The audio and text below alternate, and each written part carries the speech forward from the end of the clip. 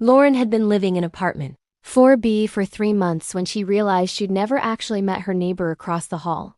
She'd seen him, of course. Brief glimpses in the morning when they both left for work, him in expensive suits, her in business casual. Occasional encounters in the elevator where he'd nod politely and she'd smile back. The kind of distant civility that defined city living. He was quiet, almost unnaturally so. Lauren had never heard music from his apartment, never heard voices or footsteps. Sometimes she wondered if he actually lived there or just used it as some kind of office space. The only real detail she knew about him was his name, listed on the mailbox, Volkov. Lauren had Googled it once, out of curiosity. Found some business articles, a few mentions in society pages. He seemed to be involved in import-export, whatever that meant. Wealthy, clearly. Private, definitely. And handsome in a way that made her aware of him even when she tried not to be. But they were just neighbors. Ships passing in an apartment hallway. Nothing more. Until tonight. Lauren was making dinner pasta. Simple and comforting after a long day of spreadsheets and client calls when her phone rang. Unknown number. She almost didn't answer, but something made her pick up. Hello? Heavy breathing. Then, Lauren. Her blood turned to ice. She knew that voice. Would know it anywhere, even after 18 months of blessed silence. Marcus, baby, I miss you. We need to talk. No, we don't. We have nothing to talk about. I told you. You told me a lot of things, Marcus interrupted, his words slurring slightly. He was drunk. Of course he was drunk. But you didn't mean them. You love me. You've always loved me. Lauren's hand tightened on her phone. Marcus, I blocked your number. How are you calling me? Got a new phone. Needed to reach you. Well, congratulations. Now I'm blocking this one too. Wait, don't hang up, please, baby. Just listen. Lauren hung up and immediately blocked the number. Her hands were shaking. 18 months. 18 months since she'd finally escaped that toxic relationship. Since she'd moved apartments, changed her routines, rebuilt her life without his anger and his accusations, and his hands that sometimes gripped too tight. She'd been free. And now he was back. Lauren tried to return to her pasta, but her appetite was gone. She poured the food into a container and put it in the fridge, her mind racing through scenarios. Marcus was drunk. That would wear off. He'd called from a new number, but she'd blocked it. He didn't know where she lived. She'd been careful about that. She was safe. She repeated that to herself like a mantra. She was safe. 20 minutes later, someone knocked on her door. Not the polite, tentative knock of a neighbor or delivery person. Hard, aggressive pounding that echoed through her small apartment. Lauren, I know you're in there. Open the fucking door. Marcus. Lauren felt the world tilt. How did he find her? How did he know where she lived? Baby, please. I just want to talk. More pounding. Open the door. Lauren grabbed her phone with shaking hands, pulling up 911. But she hesitated. What would she tell them?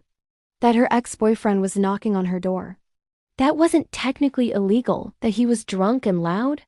The police would come, tell him to leave, and be gone in 20 minutes. And then what? Marcus would know she'd called the cops, and that would make him angrier. Lauren, I swear to God if you don't open this door.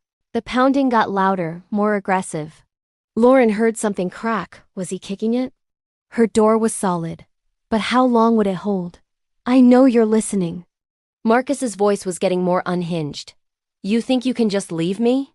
Just throw away what we had? I gave you everything. Lauren backed away from the door, her heart hammering. This was her worst nightmare. The thing she'd feared since leaving him. Marcus finding her. Marcus angry. Marcus drunk and violent and outside her door. You're mine, Lauren. You'll always be mine. Open the fucking... Another voice cut through Marcus's tirade. Quiet, calm, but carrying absolute authority. That's enough. Lauren recognized it immediately. Her neighbor. Volkov. The fuck are you? Marcus slurred.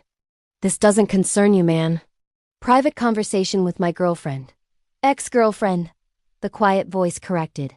And it concerns me when someone's disturbing the peace in my building. Your building? You don't own. Actually, I do. This is my property. And you're trespassing. Lauren crept to her peephole and looked out. Marcus stood in front of her door, swaying slightly, face red with alcohol and anger. And facing him calm, controlled, impeccably dressed even at 9 p.m. was her neighbor. Sebastian Volkov looked at Marcus the way someone might look at a mildly annoying insect. No anger. No fear. Just cold assessment. I'm not leaving without talking to her, Marcus said, trying to sound threatening but mostly sounding drunk. Yes, Sebastian replied simply.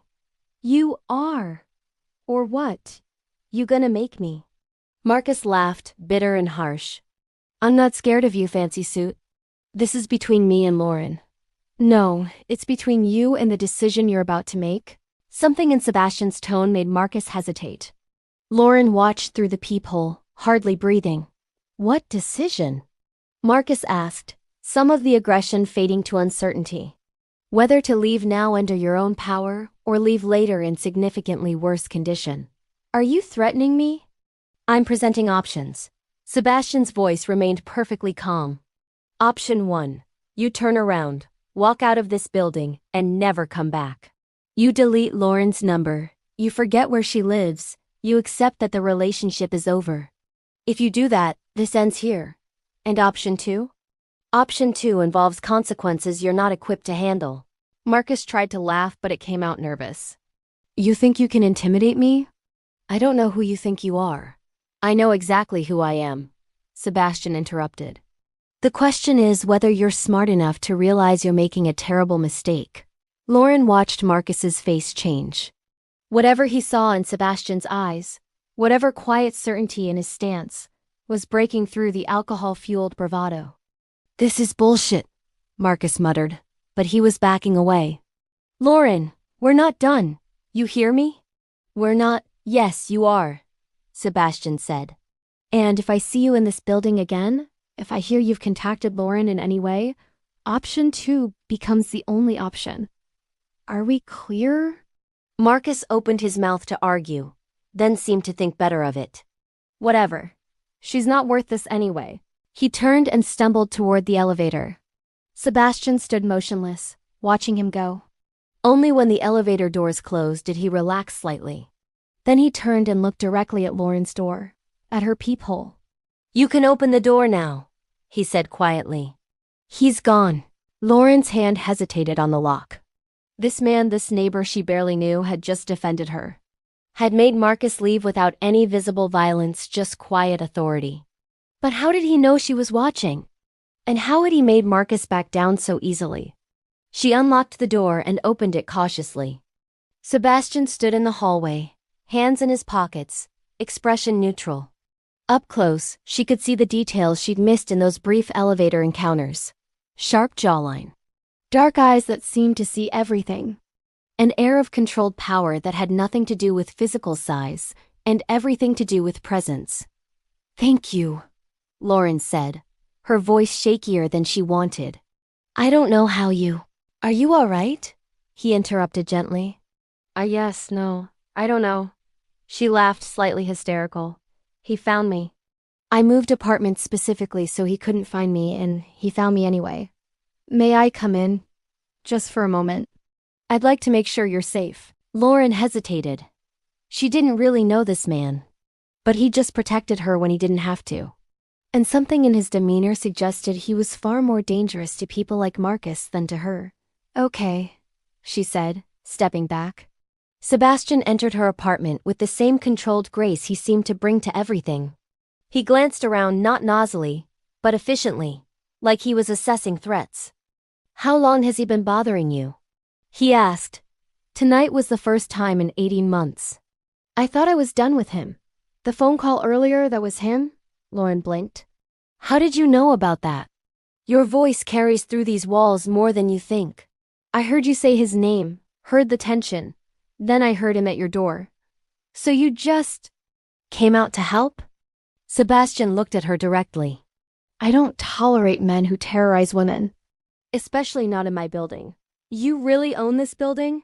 Yes, I bought it 2 years ago. It's one of several properties I maintain. Lauren processed this. Her neighbor wasn't just wealthy. He was wealthy. The kind of wealthy that owned entire apartment buildings in expensive parts of the city. Why? She asked. Why what? Why help me? You don't know me. We've barely spoken. Sebastian was quiet for a moment. You smile at the doorman every morning. You hold the elevator for people even when you're running late. Last week you helped Mrs. Chen from 2A carry her groceries. You're kind in a city that doesn't reward kindness. That's worth protecting. The observation stunned her. He'd noticed all that? You've been watching me. I notice things about my neighbors. It's how I stay aware of my environment.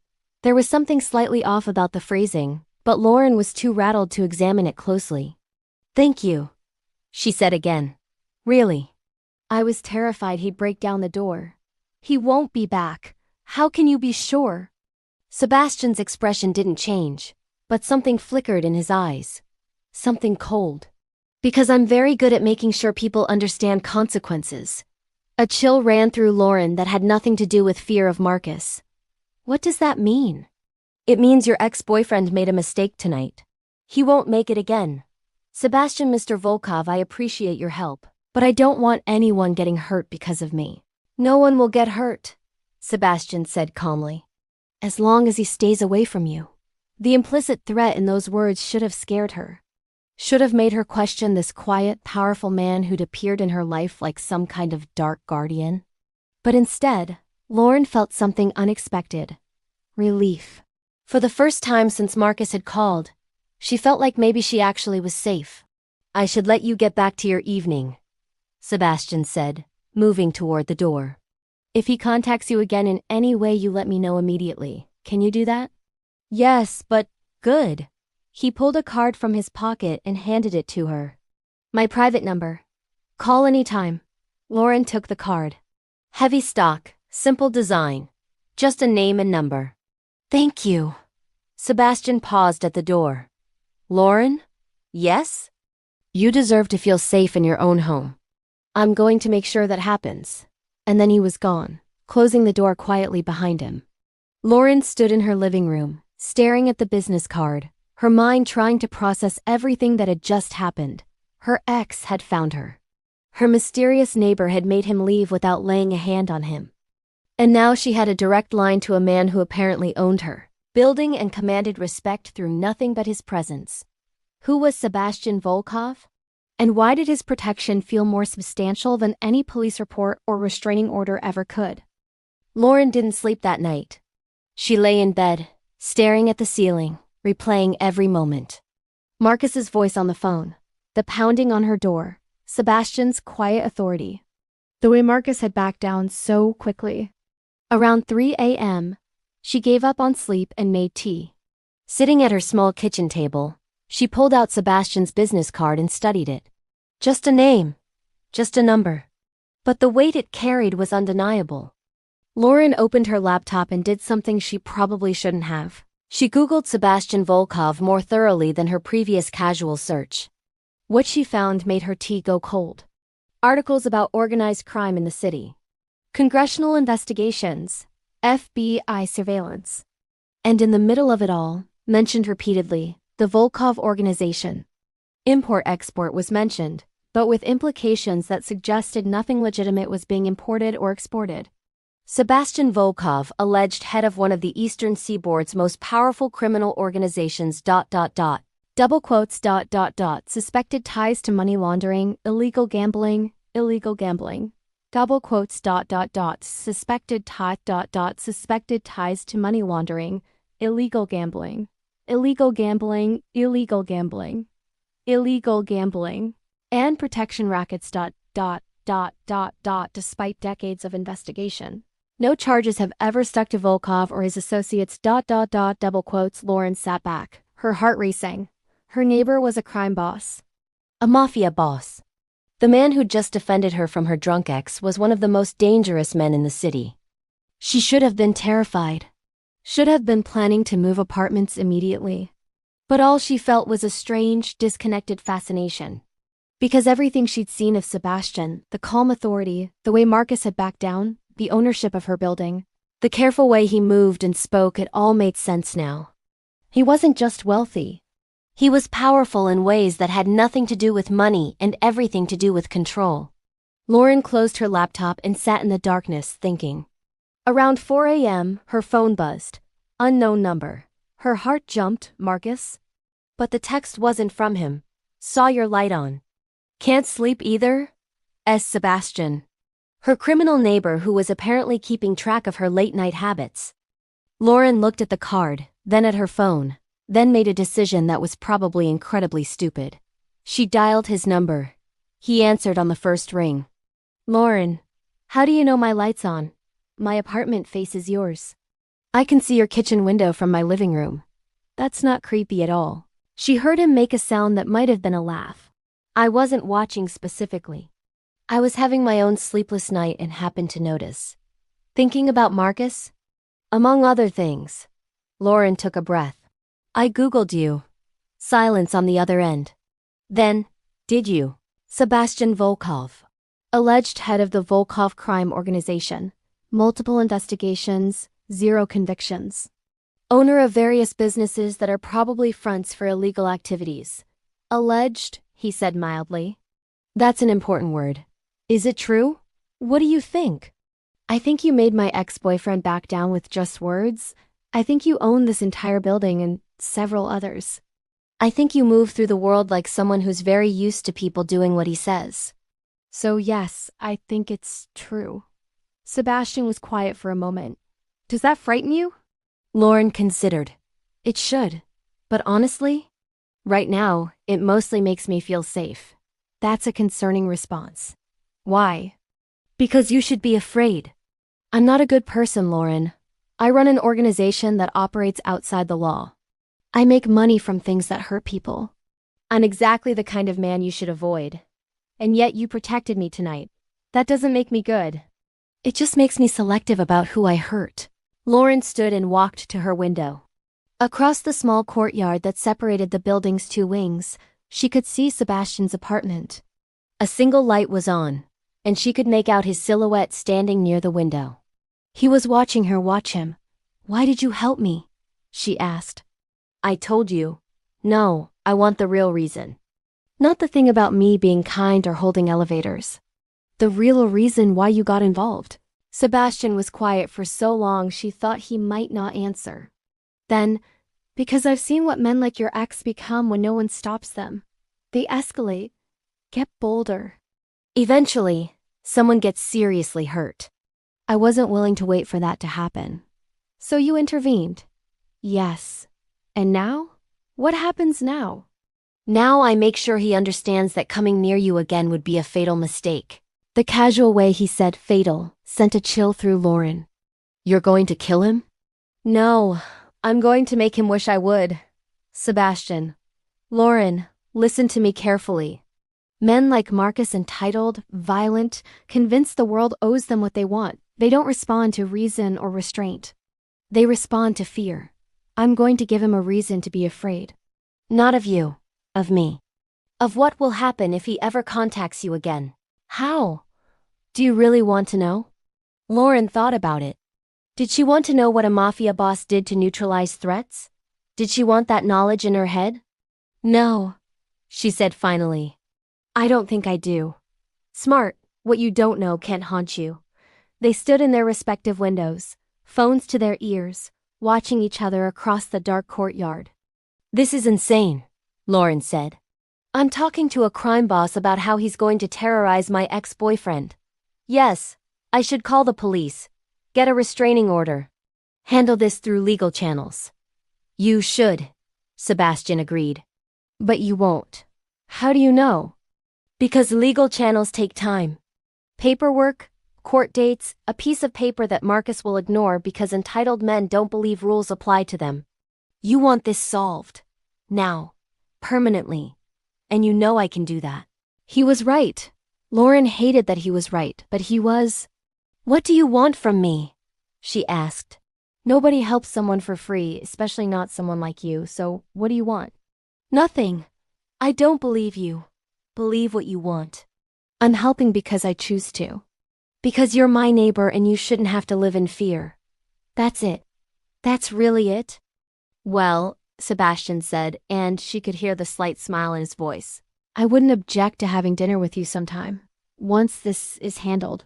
But that's a preference, not a condition. Lauren found herself smiling despite everything.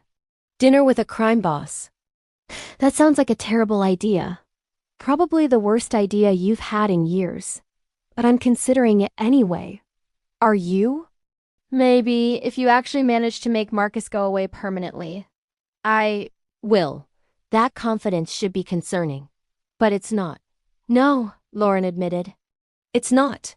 They fell into silence, both standing at their windows. Both aware they were crossing some kind of line, but neither willing to step back. You should try to sleep, Sebastian said finally. Tomorrow's going to be difficult enough without exhaustion. What happens tomorrow? Tomorrow, I handle the Marcus situation. You go to work, live your life normally. By tomorrow night, this will be resolved. That fast?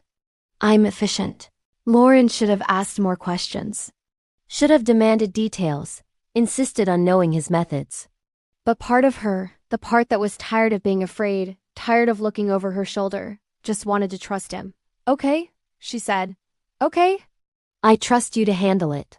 However you need to. She heard Sebastian take a breath. That's a dangerous amount of trust to give someone like me. You've earned it.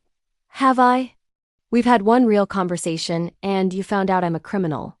That's not usually a trust-building combination. But you're honest about being a criminal, and you helped me when you didn't have to. That counts for something. It shouldn't count for as much as it apparently does. And yet, here we are. Sebastian made a sound that might have been agreement or resignation. Here we are. Go to bed, Lauren. Try to rest. Will you? Eventually. That's not a yes. Sleep doesn't come easily. In my line of work. Maybe that's because your line of work involves terrorizing drunk ex-boyfriends at 3 a.m. She heard him laugh, a real laugh, warm and genuine. Maybe so. Good night, Sebastian. Good night, Lauren. She hung up but didn't move from the window immediately. Across the courtyard, Sebastian's silhouette remained at his window, a dark figure in a dark apartment, watching over her, protecting her. Being the most dangerous kind of guardian imaginable. Lauren finally went back to bed and, surprisingly, fell asleep almost immediately. Because for the first time since Marcus had called, she felt safe. Even if that safety came from the most dangerous source possible. The next morning, Lauren woke to sun streaming through her window and a text from an unknown number. It's handled. He won't bother you again. As simple, efficient, final. If you're listening to this story, the narration seems to whisper through the morning light, and you want to know what happens when protection doesn't need violence, when power is quiet and absolute, when the most dangerous man becomes the safest place, subscribe to the channel. Because Lauren just discovered that sometimes the monster in the shadows is exactly who you need. And Mafia boss Sebastian is about to show her that danger comes in many forms, but so does salvation. Lauren stared at the text, her coffee cooling in her hand. It was handled. Just like that. And she was about to find out what handled meant when you were dealing with someone like Sebastian Volkov. Lauren went to work in a daze. Every time her phone buzzed, her heart jumped waiting for Marcus to call, to text, to show up somehow. But there was nothing. Just silence. During her lunch break, she found herself Googling Marcus's name. No news articles about mysterious disappearances or violent attacks. Nothing to suggest Sebastian had done anything permanent. But then, a man like Sebastian wouldn't leave evidence, would he? Around 3 p.m., Emma from HR stopped by Lauren's desk. Hey, some flowers just arrived for you. Want me to bring them up, or do you want to get them from reception? Flowers? Lauren didn't remember ordering anything, and her birthday wasn't for months. She went down to reception and found a massive arrangement of white roses. Expensive, elegant, with a small card tucked into the greenery. Lauren opened the card with shaking hands. Your ex-boyfriend has relocated to Philadelphia. He has a new job there, starting Monday. He won't be coming back to this city, you're safe. Lauren read the card 3 times, trying to comprehend what it meant. Sebastian hadn't hurt Marcus. He'd given him a new life somewhere else. How did someone do that? How did you convince or force someone to move cities, get a new job, start over completely? And why did that feel more dangerous than any threat of violence? That evening, Lauren found herself standing in the hallway outside Sebastian's apartment. She'd been standing there for 5 minutes, trying to gather the courage to knock. Finally, she did. The door opened almost immediately, like he'd been expecting her.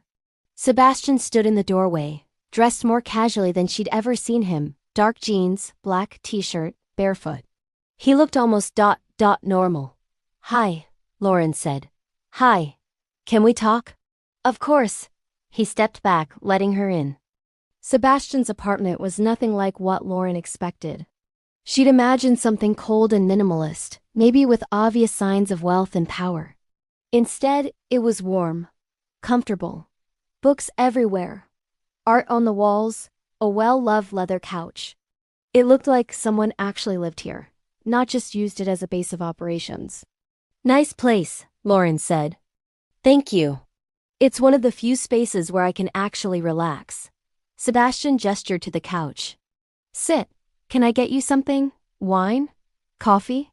"Wine, please." He poured 2 glasses, good wine, she noticed, but not ostentatiously expensive, and sat in the chair across from her, maintaining distance, giving her space. "I got your text," Lauren said. "And the flowers. I thought you deserved to know it was resolved." "Philadelphia?" He had some debts. Gambling, mostly. "I paid them off in exchange for his immediate relocation and a promise never to contact you again. He starts a new job Monday at a company I have connections with. He'll be watched. If he tries to come back or reach out to you, there will be consequences." Lauren took a sip of wine, processing. "You bought him a new life. I bought you peace of mind. That's not the same thing, isn't it?" Sebastian leaned forward slightly. "I could have hurt him. Could have had him beaten, threatened, made to understand through violence that you were off limits. But that would have made you complicit in violence. This way, you're free, and he's elsewhere. Clean, permanent. No blood on anyone's hands. Except you still threatened him. I presented options. He chose the one that let him keep all his teeth." Lauren should have been horrified. This was manipulation on a massive scale, the kind of power that normal people didn't have and shouldn't want. But all she felt was relief. "Thank you," she said softly. Sebastian looked surprised. "You're thanking me. You solved my problem. You made me safe without making me watch violence or carry guilt." "Yes, I'm thanking you. Most people would be horrified by what I did. I'm not most people." "No," Sebastian agreed, studying her face. "You're really not." They sat in silence for a moment, the weight of unspoken things hanging between them. "Can I ask you something?" Lauren said. "Always. Why do you live like this? With all this power, all these resources, why live in a regular apartment building? Making wine with your neighbor who just found out you're a crime boss?" Sebastian smiled slightly. "Because for all the power I have in certain spaces, I'm still just a person. And sometimes I want to be treated like one. Living here, among normal people doing normal things, reminds me what that feels like. Is it lonely? Being what you are." His expression shifted, something vulnerable flickering across his features. "Profoundly. How did you end up in this life?" "Family business. My father ran the organization before me. I was groomed for it from childhood, taught that power was the only thing that mattered, that sentiment was weakness. By the time I was old enough to question if I wanted this life, I was already too deep to get out." "Do you want out?" "Sometimes. Most times." He took a sip of wine. "But there's no exit from what I do. You either die or get overthrown. There's no peaceful retirement. That sounds like a prison." "It is. A very luxurious, very dangerous prison I built for myself." Lauren set down her wine glass and looked at him directly. "Sebastian, I need to ask you something, and I need you to be honest." "Okay. Are you dangerous to me? Specifically to me?" He met her eyes without hesitation. "No, never. I would never hurt you, Lauren. That's not ego or romance, it's fact." "You're safe with me. But you'd hurt other people." "Yes. People who threaten what I protect." People who operate in my world and break its rules. But you're not part of that world. You're separate, safe. What if I want to understand that world? What if I want to know who you really are? Sebastian leaned back, studying her. Why would you want that? Because I've spent my whole life being safe and cautious. And last night, when you faced down Marcus, I saw what real power looks like. Not violence, not aggression. Just absolute certainty that you could handle the situation. And I realized I've never felt that certain about anything. You're romanticizing what I am. Am I? Or am I just seeing you clearly for the first time? Lauren, I'm not some misunderstood antihero. I run a criminal organization. I profit from illegal activities. I make decisions that ruin lives. But you also pay off gambling debts and relocate drunk ex-boyfriends instead of having them beaten. You own apartment buildings and apparently care about your tenants. You're not just what you do, you're how you choose to do it. Something shifted in Sebastian's expression: surprise, maybe, or recognition. You're dangerous, he said quietly. How so? Because you see past the reputation to the person underneath. That's the most dangerous thing anyone can do to someone like me. Why? Because it makes me hope. And hope is a luxury I can't afford. Lauren stood and walked to his window, the same window he'd stood at last night while they talked on the phone. His apartment had a better view than hers, looking out over the city lights. What do you hope for? She asked without turning around. Sebastian was quiet for so long she thought he wouldn't answer. Then, to be seen as something other than what I am. To have one relationship in my life that isn't based on fear or obligation. To wake up one morning and not immediately calculate threats and strategies. He paused. To know what it feels like to be normal. Lauren turned to face him. I can't make you normal, Sebastian. I don't think anyone can. But I can see you as a person instead of a reputation, if you'll let me. Why would you want to? Because you helped me when you didn't have to. Because you're honest about what you are, instead of pretending to be something else. And because ... double quotes, she hesitated. Because I've never met anyone like you. Sebastian stood and walked to stand near her, not too close, still maintaining respectful distance. If you get close to me, your life gets complicated. People I work with, people who oppose me, they'll see you as leverage, a weakness.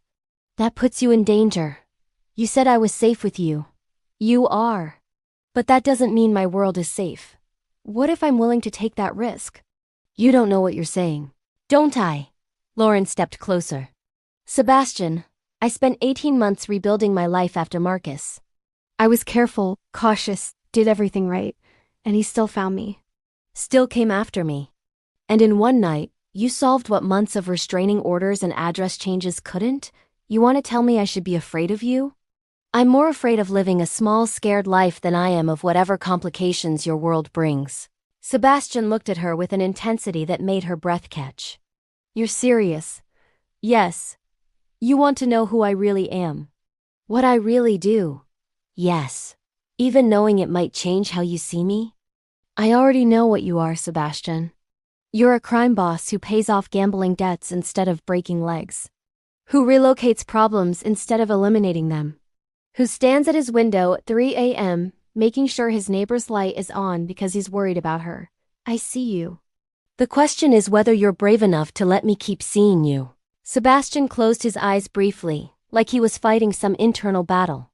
When he opened them, there was something raw and vulnerable in his expression. Okay, he said quietly. Okay. Okay, you can know me. Know this life.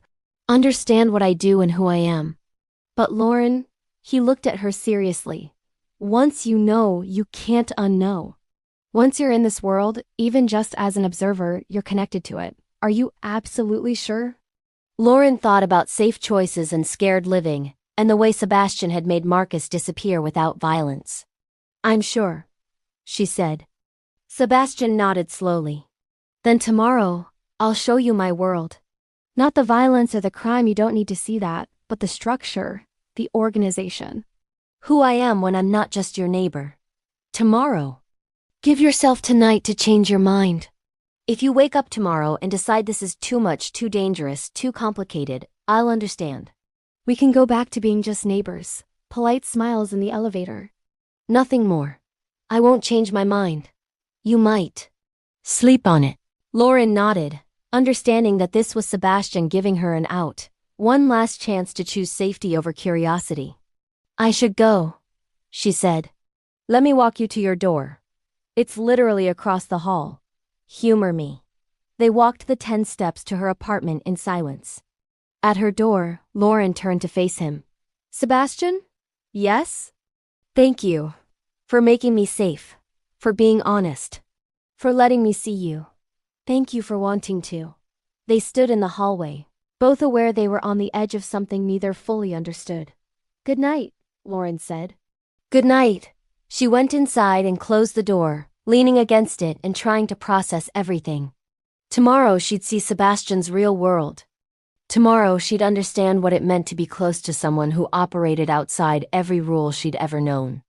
Tomorrow, her life would change in ways she couldn't predict. And the strangest part? She couldn't wait. Lauren barely slept. She kept thinking about Sebastian's offer, to show her his world, to let her understand who he really was beneath the polite neighbor facade. By morning, she hadn't changed her mind. If anything, she was more certain. Around 9 a.m., her phone buzzed. Sebastian. Still sure about today? Lauren smiled and typed back. Yes, when and where? My office, 2 p.m. I'll send a car. I can take a cab. You could. But you won't. See you at 2. Typical Sebastian, polite but firm, making it clear that argument was pointless. At exactly 1:45 p.m., a car pulled up outside her building. Not the ostentatious kind that screamed criminal enterprise, but a nice sedan with a professional driver who introduced himself as Marcus Different Marcus, thankfully, and opened the door for her with quiet efficiency. The drive took 30 minutes, winding through the city to a part of town Lauren rarely visited. The car pulled up to a sleek office building, steel and glass, modern and professional. Nothing about it suggested criminal activity. They took an elevator to the top floor. The doors opened onto a reception area that looked like any high-end corporate office, expensive furniture. Art on the walls, a receptionist who smiled warmly. Miss Lauren? Mr. Volkov is expecting you. Right through those doors, Lauren walked through and found herself in a large office with floor-to-ceiling windows overlooking the city. Sebastian stood by the window, phone to his ear, speaking in what sounded like Russian. He saw her and wrapped up his call quickly. Lauren, thank you for coming. He gestured to a comfortable chair near his desk. Please, sit. This is your office? One of them. This is where I conduct legitimate business, real estate, import-export, some tech investments. It's all legal, properly documented, pays taxes. Boring, mostly. Somehow I doubt that. Sebastian smiled. Well, the business is boring. The people I do business with are ... less so. Is that code for criminals? That's code for people who operate in gray areas. Not everyone I work with is legitimate, but not everyone is a criminal either. Most exist somewhere in between. Lauren looked around the office. It was professional, organized, giving no hints of the illegal empire he supposedly ran. Where's the other part? The not legitimate part? Separate, completely separate. I learned early that you never mix the clean money with the dirty. Different buildings, different people, different systems. This office doesn't know that office exists. Smart. Necessary. The FBI watches me constantly. If they could connect any of my legitimate businesses to the illegal operations, they'd use it to bring everything down. Separation is survival. As if to demonstrate, there was a knock on the door. A man entered, older, distinguished, carrying a briefcase. Sebastian, the contract for the Brooklyn property is ready for your signature. Thanks, Michael. Lauren, this is Michael Chen, my attorney. Michael. This is Lauren, my neighbor. Michael shook her hand warmly. No hint that he thought anything was strange about his criminal boss client introducing his neighbor at the office. Pleasure to meet you. Sebastian, I'll leave these on your desk. Take a look when you have time. After Michael left, Lauren looked at Sebastian. He knows what you do? Michael handles only legitimate legal work. Corporate contracts, real estate transfers, business filings. He has no knowledge of anything illegal, and I make sure it stays that way. If the FBI ever questions him, he can honestly say he only knows about my legal businesses. You've thought of everything. I've had to. One mistake, one connection between the legitimate and the illegitimate, and everything falls apart. Over the next hour, Sebastian walked Lauren through his world, not the violence or the crime, but the structure, the shell companies and holding corporations. The way money moved through legitimate channels to hide illegal origins. The network of people who each knew only their small piece of a larger puzzle. It's like a corporation, Lauren said, fascinated despite herself. Departments, hierarchies, specialized roles. Exactly. That's how modern organized crime works. We're not sitting in dark rooms making sinister plans. We're running businesses, just businesses that happen to operate outside the law. And the violence? Where does that fit in? Sebastian's expression hardened slightly. Violence is a tool of last resort. Bad for business, draws attention, creates complications. Most of what we do involves negotiation, leverage, information. The threat of violence is often more effective than violence itself. Like with Marcus. I didn't hurt him. I presented options that made leaving more attractive than staying. That's how you maintain power without constant bloodshed. A phone on Sebastian's desk buzzed. He glanced at it, and his expression shifted, something darker crossing his features. Excuse me for a moment. He stepped away, taking a call in rapid Russian. Lauren couldn't understand the words, but the tone was clear. This was Sebastian in work mode. Authoritative. Cold. The crime boss instead of the helpful neighbor. When he returned, some of that coldness remained. I apologize. A situation that requires my attention. What kind of situation? Sebastian hesitated, like he was deciding how much to tell her. One of my shipments was intercepted. Not by police, by competitors. They're demanding payment to return it. What's in the shipment? Nothing that needs to be discussed. Sebastian, if you're going to show me your world, show me. Don't sanitize it for my comfort. He looked at her for a long moment. Pharmaceuticals. Not drugs, actual medicine. But we're importing from countries without U.S. approval because people need these medications and can't afford the legal alternatives. It's technically illegal but morally complex, and these competitors want money for something that's mine. They violated an agreement by taking the shipment. What happens now? Now I negotiate. Or I don't, and I handle it differently. Handle it how? Sebastian's expression was unreadable. You don't need those details. But people could get hurt. Possibly. Probably not. Like I said, violence is bad for business. Most likely, we'll reach a financial arrangement that makes everyone walk away satisfied. And if you don't, then the problem gets solved in other ways. Lauren felt a chill, but also a strange fascination. This was the real Sebastian. The one who made decisions that affected lives. Who balanced profit against principles. Who operated in spaces where normal rules didn't apply. I should handle this, Sebastian said. But I want you to understand something first. What? He came to stand in front of her. Everything you've seen today. The office, the structure, the explanation of how this works, you're the first person outside my organization to see any of it. I'm trusting you with information that could destroy me if it reached the wrong people. Why? Because you asked to understand who I am. This is who I am. Not just the neighbor who helps with drunk ex-boyfriends, but the man who runs an empire built on operating outside the law. I wanted you to see both before deciding if you still want to know me. Lauren stood to face him directly. I still want to know you. Even knowing I'm about to go negotiate the return of illegal pharmaceuticals? Even then. Something shifted in Sebastian's expression, relief, maybe, or wonder. You're remarkable. I'm curious. You're brave. Most people run from this world. You're walking toward it with eyes open. Because you're showing me honestly. If you tried to hide the difficult parts, that would worry me. But you're being real about what you do and who you are. That's worth more than sanitized lies. Sebastian looked at her like he was trying to memorize her face. I need to handle this situation. Can I take you home, or can I come with you? He blinked. What? To your negotiation. Can I come? I want to see how you handle this. Lauren, this isn't a board meeting. These are dangerous people discussing illegal things. If something goes wrong, I'll be with the most dangerous person in the room. You said I was safe with you. Prove it. Sebastian looked torn between concern and something that might have been pride. You're serious? Completely. He studied her face for a long moment, then made a decision. Okay, but you stay close to me, you don't speak unless I tell you to, and if I say we leave immediately. Understood? Understood. Sebastian made a phone call in Russian, rapid-fire instructions. Then he turned to Lauren. We're meeting them in 1 hour. It'll be in neutral territory, a warehouse in Red Hook. There will be my people and their people. It might be tense. I can handle tense. I know. That's why I'm letting you come.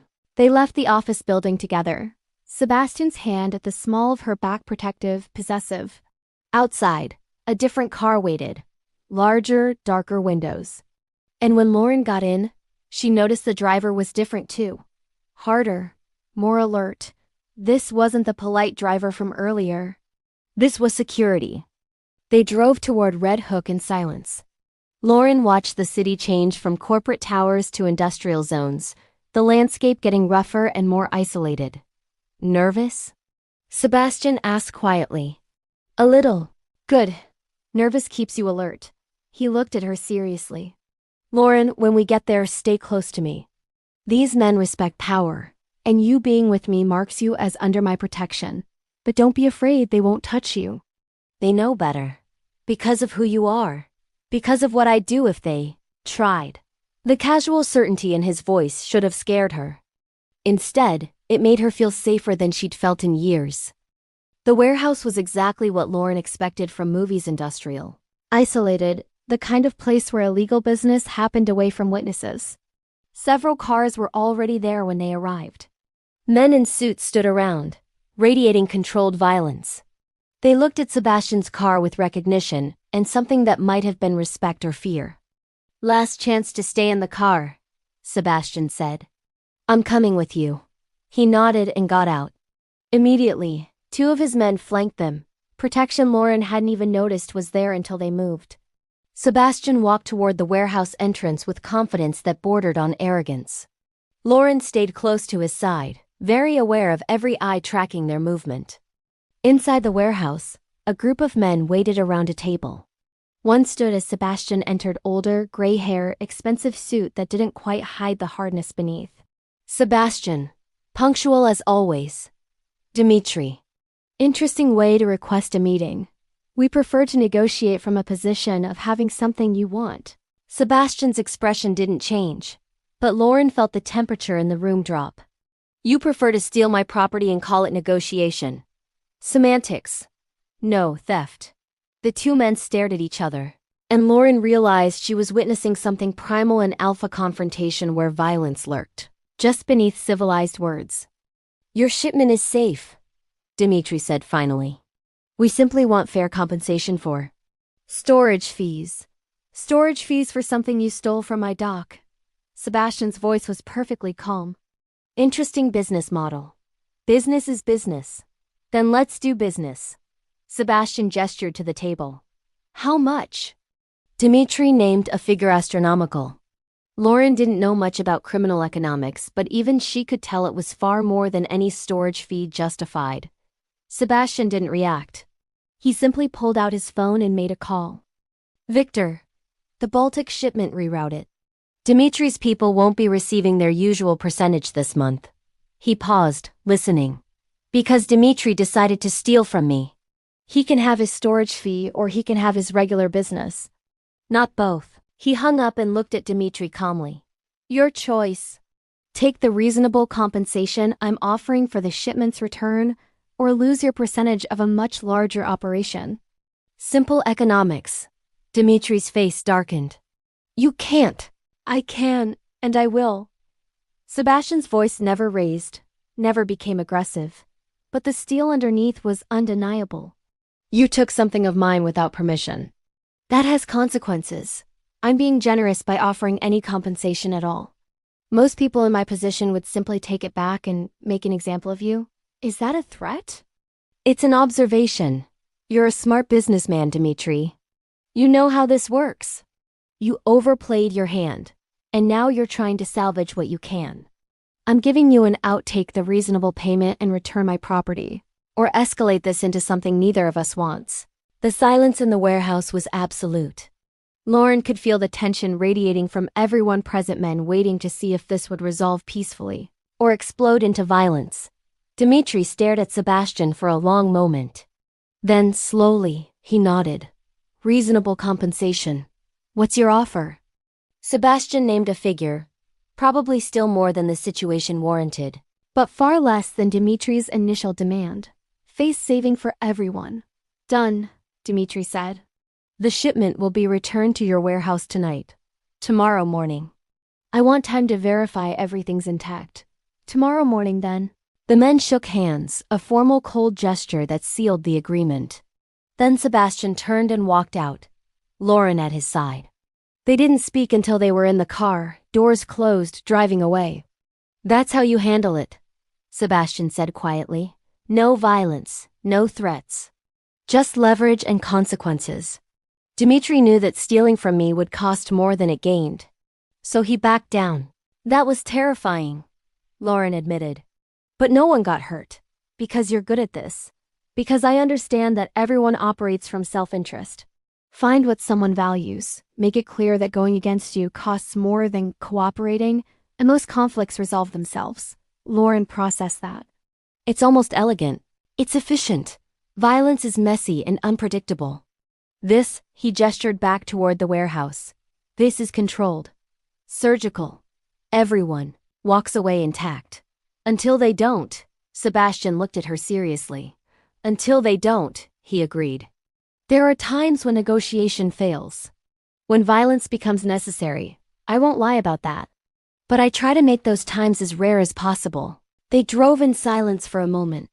Then Lauren said, Thank you. For what? For showing me. For being honest about what you do and how you do it. For not sanitizing it or making it seem more palatable than it is. You're welcome. Though I'm not sure why you're thanking me for exposing you to criminal negotiations. Because you trusted me.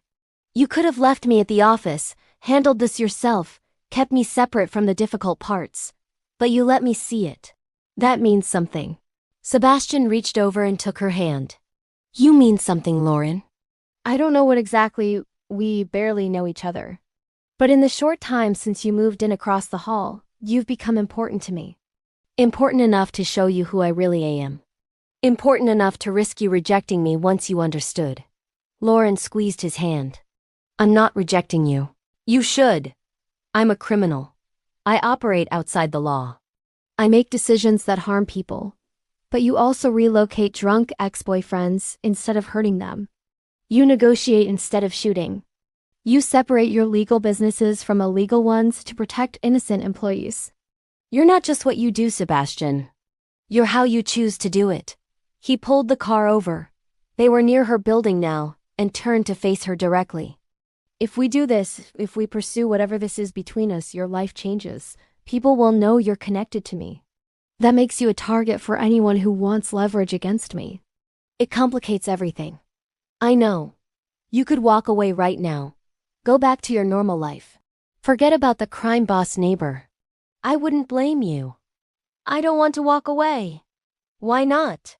Lauren thought about how to explain it. Because for the first time in my life, I feel like I'm seeing something real. Not sanitized, not pretending to be safer or simpler than it is. You're honest about your world in a way that most legitimate people aren't about theirs.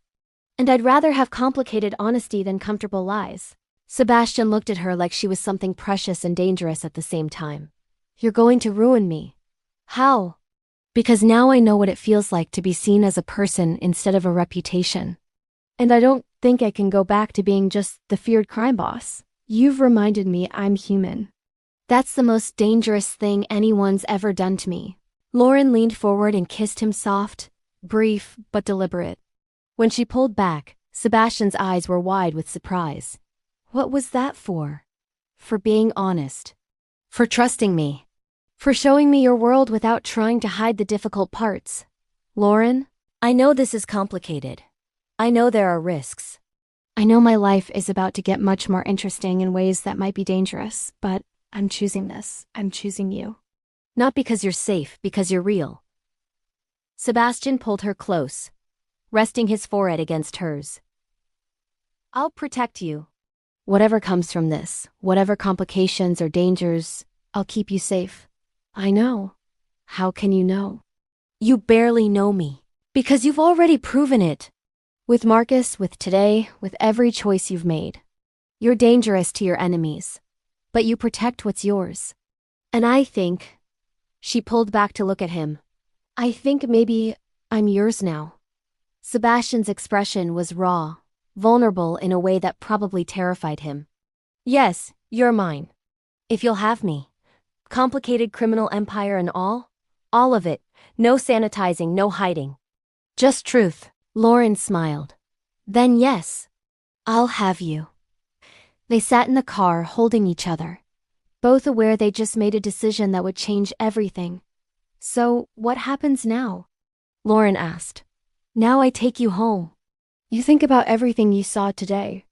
Tomorrow we figure out how this works, you and me, your world and mine. And if I wake up tomorrow and change my mind, then I'll be heartbroken, but I'll understand.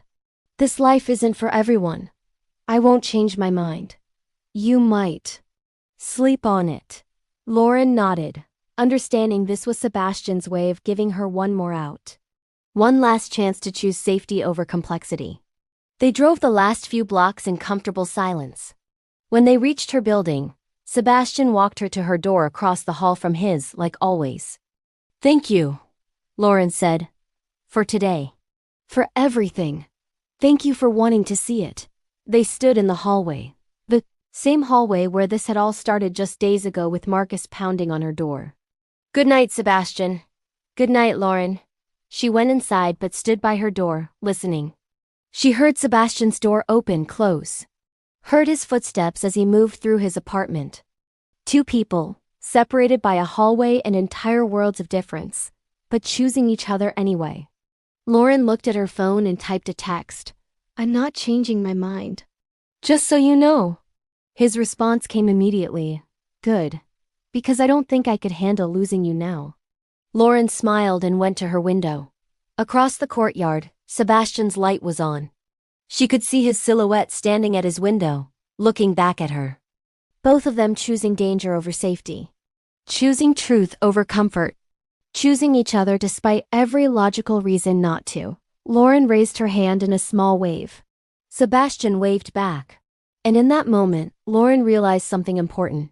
She'd spent her whole life being safe, following rules, making careful choices. And it had left her vulnerable to someone like Marcus. But Sebastian, dangerous, criminal, powerful Sebastian, had made her safer than any legal system ever could.